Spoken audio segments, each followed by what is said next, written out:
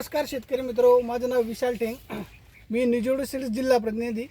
आज आपण या ठिकाणी टाकरखेड गावामध्ये आलेलो आहोत. शेंबा या गावामध्ये आलेलो आहोत. तर आपले प्रगतीशील शेतकरी आपल्यासोबत आहेत. रमेश भाऊ वराडे उर्फ शनी महाराज. तर यांच्या शेतामध्ये आपण कॅप्सूल हे मक्याचं वाण बघण्यासाठी आलेलो आहोत.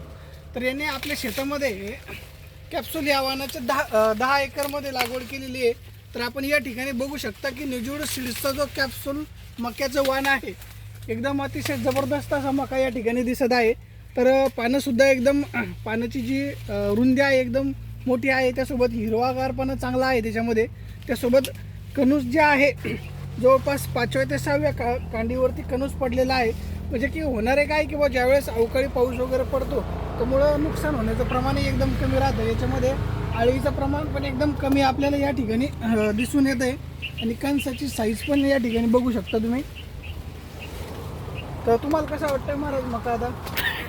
सध्या स्थितीत तरी आम्हाला चांगला वाटतो. आता पूर्ण पीक तयार झाल्यावरती समजेल की पूर्ण रिझल्ट काय आहे ते. पण सध्या परिस्थितीत तरी वाटतं की समाधानकारक आहे. इतर क्वालिटीपेक्षा समाधानकारक वाटतं.